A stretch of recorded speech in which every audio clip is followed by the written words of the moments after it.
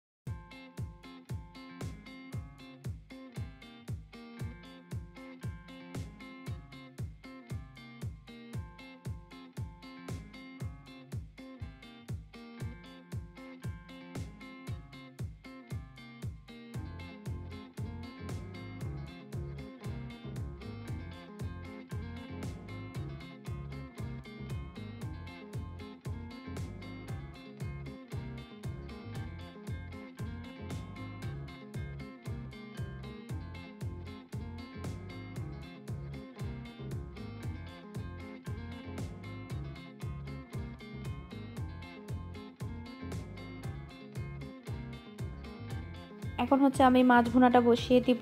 এর জন্য আমি হচ্ছে পেঁয়াজ, রসুন, আদা এটাকে আমি ভালোভাবে ভেজে নিয়ে তারপর হচ্ছে পানি দিয়ে দিয়েছি। এখন দিয়ে দিচ্ছি হলুদের গুঁড়া, ধনে গুঁড়া, জিরে গুঁড়া, মরিচের গুঁড়া, স্বাদ মতো লবণ।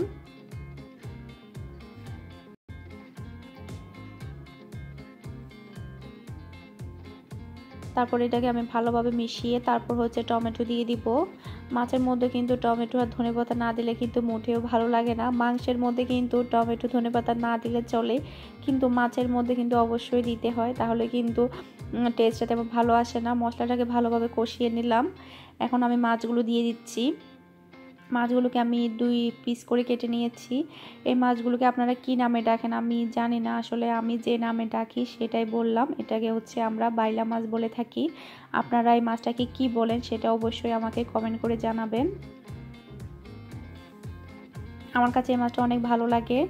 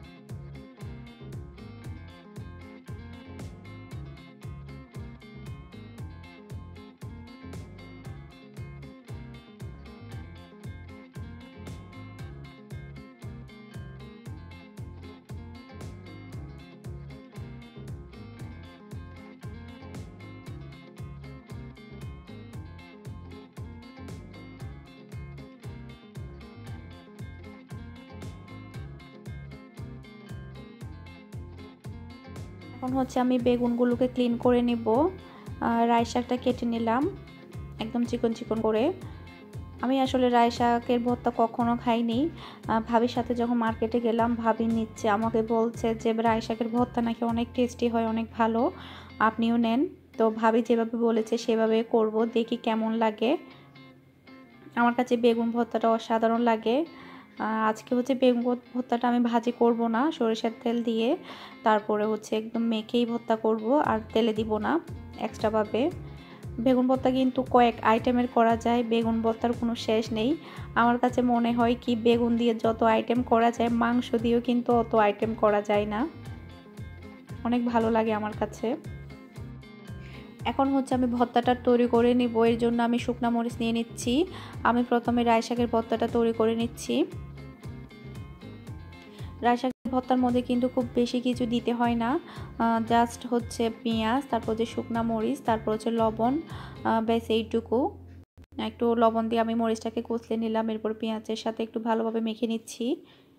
আমি কিন্তু আগে কখনো রাই শাকের ভর্তা করিনি, তারপরে খাইও নি, এই প্রথম খেলাম এবং করলাম, অনেক ভালো লেগেছে। যারা রাই শাকের ভর্তা খেয়েছেন তো খেয়েছেন, যারা খাননি তারা অবশ্যই একটা বার হলো ট্রাই করবেন, অনেক ভালো লাগে গরম ভাতের সাথে। আমার কাছে অসাধারণ লেগেছে রাই শাকের ভর্তাটা, আপনারা এটা খেয়ে দেখতে পারেন, আপনাদের কাছে অনেক ভালো লাগবে। এখন আমি খুব ভালোভাবে কষলে নিব।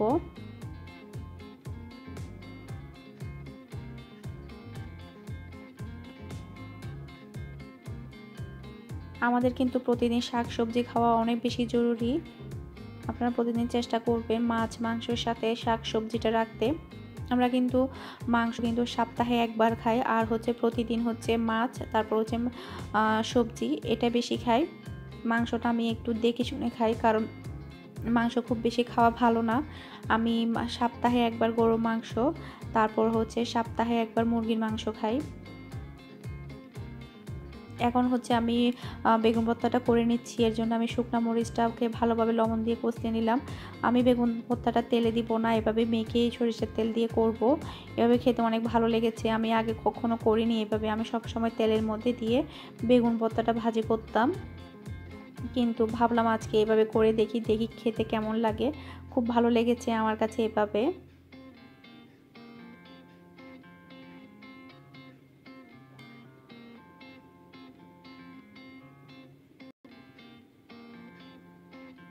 আসলে এরকম ভর্তা থাকলে কিন্তু মাছ মাংস লাগে না, মাছ মাংসকে বলবে দূরে থাকো, আমি আগে এগুলা দিয়ে খেয়ে ফেলি। আমি আসলে দুপুরে খাওয়ার সময় মাছটা খাইনি, আমি এই দুইটা ভর্তা দিয়ে ভাত খেয়েছি, আমার কাছে অনেক ভালো লেগেছে। এখন আমি সরিষার তেল, তারপর হচ্ছে ধনেপাতা কুচি দিয়ে ভালোভাবে মিশিয়ে নিব এটাকে। আসলে ভর্তা সবজি দিয়ে যেভাবে ভাত খাওয়া যায়, মাছ মাংস দিয়ে কিন্তু সেভাবে ভাত খাওয়া যায় না। আমরা বাঙালিরা কিন্তু ভর্তার পাগল। এটা আমার হয়ে গিয়েছে, আমার অনেক খিদা লেগে গিয়েছে, আমি এখনই খেয়ে ফেলবো। আমি মিহির বাবার জন্য ওয়েট করতে রাজি নাই। এরকম ভর্তা রেখে কি কারোর জন্য ওয়েট করা যায় বলুন আপনারা?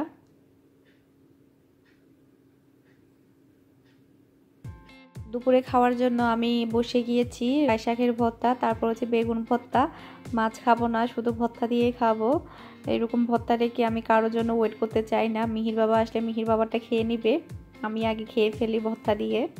অনেক মজা হয়েছে, আমার কাছে খুবই ভালো লেগেছে। অনেক দিন পরে খাচ্ছি তো সেই বিধে একটু বেশি ভালো লেগেছে। অনেক দিন কিন্তু ভর্তা তৈরি করা হয় না, করব আসলে করে কিন্তু করা হয় না। শীতকালে কিন্তু ভর্তা খেতে অনেক ভালো লাগে। আমি খাচ্ছি আর আপনারা দেখছেন, আপনাদেরকে খাওয়াতে পারছি না, আপনারা বাসায় অবশ্য ট্রাই করে খাবেন।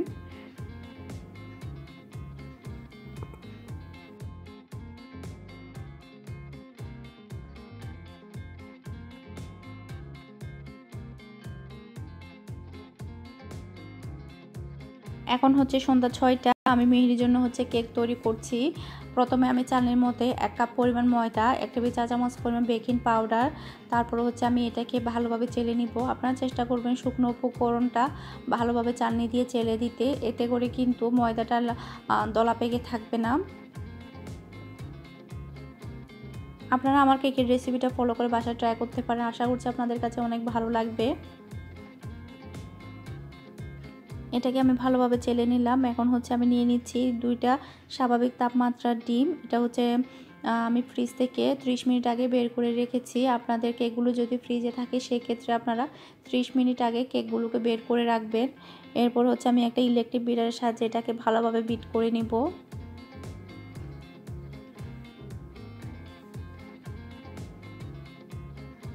এখন আমি দিয়ে দিচ্ছি 1/3 কাপ পরিমাণ চিনি। আপনারা চাইলে এখানে 1/2 কাপ পরিমাণ চিনি ইউজ করতে পারেন, কারণ এই কেকটা মিহি খাবে। মিহি খুব বেশি মিষ্টি খেতে চায় না কেকের মধ্যে, সেই বিধায় আমি এখানে 1/3 কাপ পরিমাণ চিনি দিলাম। আপনারা যদি খুব বেশি মিষ্টিটা খেতে পছন্দ করেন সেক্ষেত্রে আপনারা 1/2 কাপ পরিমাণ চিনি দিতে পারেন। এখন আমি এটাকে ভালোভাবে বিট করে নিব। আমি এটাকে ভালোভাবে বিট করে নিলাম। দেখুন এটা একদম ক্রিমি টেক্সচারে চলে এসেছে ডিমটা।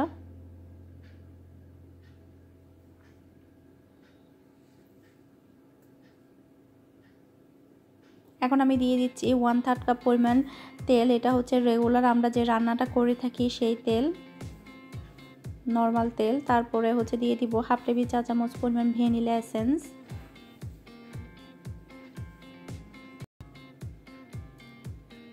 তারপরে আমি এটাকে একটু আবারও ভালোভাবে বিট করে নিব।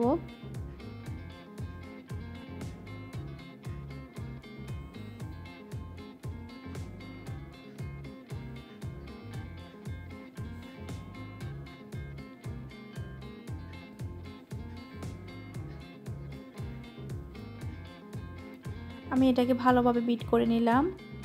এখন আমি দিয়ে দিচ্ছি হচ্ছে 1/3 কাপ পরিমাণ লিকুইড দুধ। আবারও একটু ভালোভাবে বিট করে নিব।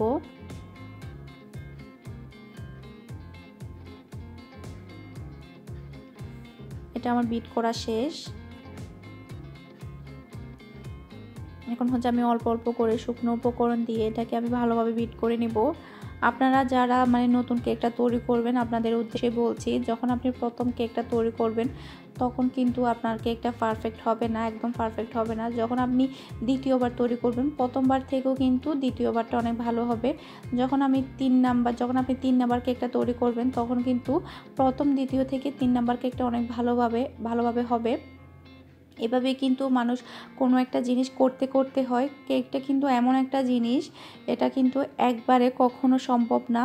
এটা অনেক একটা জিনিস যে ইজি মনে হয়, কিন্তু একটু থেকে একটু গরমিল হয়ে গেলে কিন্তু কেকটা কিন্তু হয় না। আর কেক তৈরি করার জন্য আপনাদের কিন্তু অবশ্যই মেজারমেন্ট কাপ ইউজ করতে হবে যদি আপনারা পারফেক্টভাবে কেকটা তৈরি করতে চান। আমি কেক তৈরি করছি আজ থেকে 5 বছর আগ থেকে। আমি ওমানে আসার পরই কেকটা তৈরি করা শুরু করি। আগে আমার কেকগুলো পারফেক্ট হতো না। আমি কত কেক তৈরি করে ডাস্টবিনে ফেলেছি সেটা আমার মনে নেই। আমি মিশ্রণটাকে ভালোভাবে বিট করে নিলাম। তারপর হচ্ছে আমি এখন কেকের মোল্ডের মধ্যে ঢেলে নিব। কেকের মোল্ডের মধ্যে আমি প্রথমে অয়েল ব্রাশ করে বেকিং পেপার দিয়ে দিয়েছি, যাতে করে কেকটা বেক হওয়ার পরে খুব ভালোভাবে এটা উঠে আসে।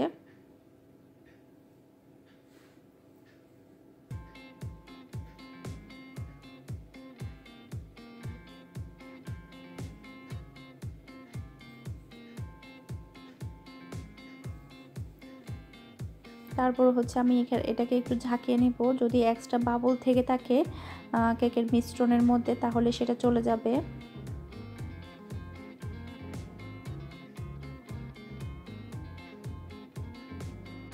এখন আমি কেকটা বেক করতে দিয়ে দিচ্ছি। আমি ওভেনটাকে 5 মিনিট আগে প্রি হিট করে নিয়েছি।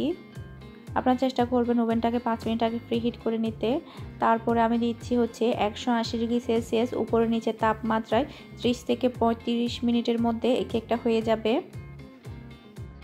কেকটাকে আমি ওভেন থেকে বের করে নিয়ে এসেছি। দেখুন খুবই সুন্দর একটা কালার এসেছে। এখন আমি এটা উঠিয়ে নিব। আমি কেকটাকে মোটামুটি ঠান্ডা করে নিয়েছি। দেখুন বেকিং পেপার দেওয়ার কারণে কিন্তু কতটা সহজে কেকটা উঠে আসলো। আপনাদের কাছে যদি বেকিং পেপার না থাকে সেক্ষেত্রে আপনারা কাগজ কেটেও দিতে পারেন, কোনো সমস্যা নেই।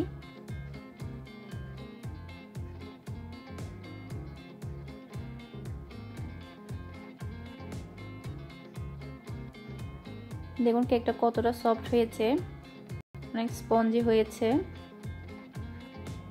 এখন আমি আপনাদেরকে একটু কেটে দেখাচ্ছি এটা কেমন হয়েছে ভিতরে।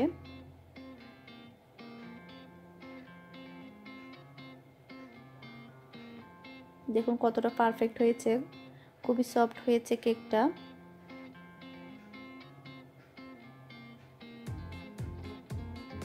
দেখে নিশ্চয়ই বুঝতেই পারছেন কেকটা কতটা পারফেক্ট হয়েছে। আপনারা আমার রেসিপিটা ফলো করে বাসায় ট্রাই করতে পারেন, আশা করছি আপনাদের কাছে ভালো লাগবে। আর আপনারা কেক তৈরি করার সময় আপনাদেরকে আমি আবারও বলছি, মেজারমেন্ট কাপ দিয়ে কিন্তু সব কিছু মেপে দিতে হবে। আপনারা যদি নর্মালি এমনিতে চামচ কিংবা কাপ দিয়ে যদি মেপে দেন তাহলে কিন্তু আপনাদের কেকগুলো পারফেক্ট হবে না। মেজারমেন্ট কাপগুলো অনেক সস্তা, 100 টাকার মধ্যেই পাওয়া যায় যে কোনো কুকারিসের দোকানে। আপনারা সবাই কেক তৈরি করতে চান তাদেরকে উদ্দেশ্য করে বলছি, মেজারমেন্ট কাপটা অবশ্যই ইউজ করবেন। আশা করছি আমার আজকের ব্লগের ভিডিওটা আপনাদের কাছে ভালো লেগেছে। আমার ব্লগের ভিডিও যদি আপনাদের কাছে ভালো লেগে থাকে প্লিজ আমার চ্যানেলটি সাবস্ক্রাইব করবেন, পাশে থাকা বেল আইকনটি অন করবেন। ভিডিও সম্বন্ধে কোনো মতামত থেকে থাকলে আমাকে অবশ্যই কমেন্ট করে জানাবেন। আর আমার কথার মধ্যে যদি কোনো প্রকারের ভুল ত্রুটি হয়ে থাকে প্লিজ আমাকে ক্ষমা করে দিবেন, ক্ষমা দৃষ্টিতে দেখবেন।